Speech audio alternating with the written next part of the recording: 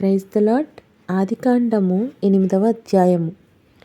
దేవుడు నోవాహును అతనితో కూడా ఓడలోనున్న సమస్త జంతువులను సమస్త పశువులను జ్ఞాపకము చేసుకొనెను. దేవుడు భూమి మీద వాయువు విసురునట్లు చేయుట వలన నీళ్లు తగ్గిపోయెను. అగాధ జలముల ఊటలను ఆకాశపు తూములను మూయబడెను.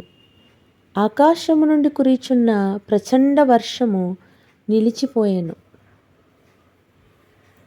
అప్పుడు నీళ్లు భూమి మీద నుండి క్రమక్రమముగా తీసిపోవుచుండెను. 150 దినములైన తరువాత నీళ్లు తగ్గిపోగా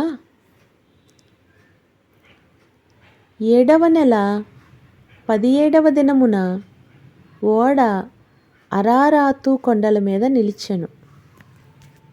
నీళ్లు 10వ నెల వరకు క్రమముగా తగ్గుచూ వచ్చెను. 10వ నెల మొదటి దినమున కొండల శిఖరములు కనబడెను.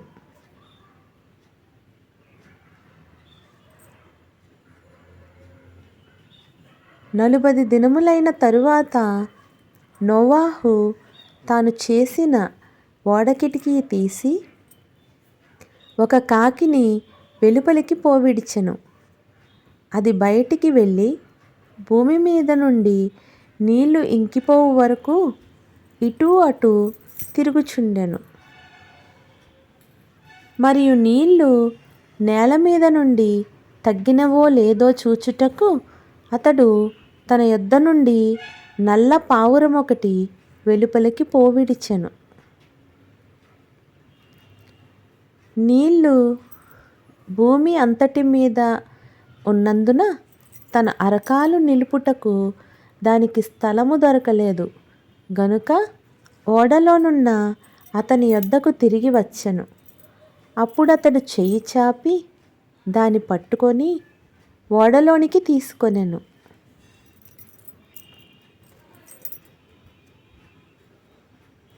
అతడు మరి 7 దినములు తాలి మరలా ఆ నల్ల పావురమును ఓడలో నుండి వెలుపలికి విడిచెను. సాయంకాలమున అది అతని యొద్దకు వచ్చినప్పుడు త్రుంచబడిన ఒలీవ చెట్టు ఆకు దాని నోట నుండెను గనుక నీళ్లు భూమి మీద నుండి తగ్గిపోయెనని నోవాహునకు తెలిసెను. అతడింకా మరి 7 దినములు తాలి ఆ పావురమును వెలుపలికి విడిచెను. ఆ తరువాత అది అతని యొద్దకు తిరిగి రాలేదు. మరియు 601వ సంవత్సరము మొదటి నెల తొలి దినమున నీళ్లు భూమి మీద నుండి ఇంకిపోయెను. నోవాహు ఓడకప్పు తీసి చూచినప్పుడు నేల ఆరియుండెను. 2వ నెల 27వ దినమున భూమి ఎండియుండెను.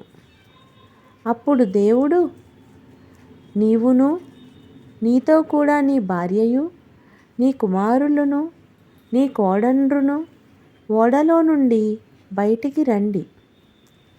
పక్షులు పశువులు భూమి మీద ప్రాకు ప్రతి జాతి పురుగులు మొదలైన సమస్త శరీరులలో నీతో కూడానున్న ప్రతి జంతువును వెంటబెట్టుకొని వెలుపలికి రావలెను.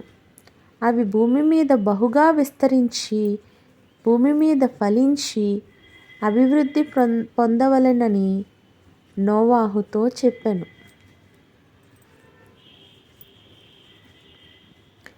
కాబట్టి నోవాహును అతనితో కూడా అతని కుమారులను అతని భార్యయు అతని కోడండ్రును బయటికి వచ్చిరి.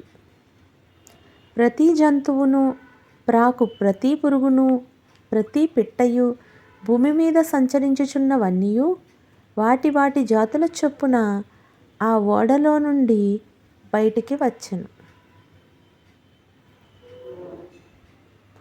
అప్పుడు నోవాహు యెహోవాకు బలిపీఠము కట్టి పవిత్ర పశువులన్నిటిలోనూ పవిత్ర పక్షులన్నిటిలోనూ కొన్ని తీసుకొని ఆ పీఠము మీద దహన బలి అర్పించెను.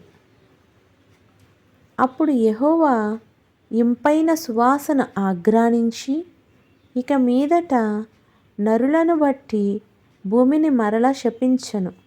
ఎందుకనగా నరుల హృదయాలోచన వారి బాల్యము నుండి చెడ్డది. నేనిప్పుడు చేసిన ప్రకారముగా ఇకను సమస్త జీవులను సంహరింపను.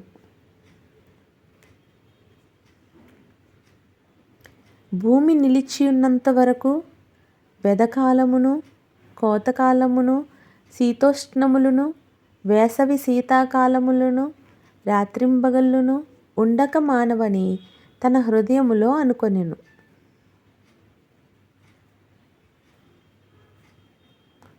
Praise the lord.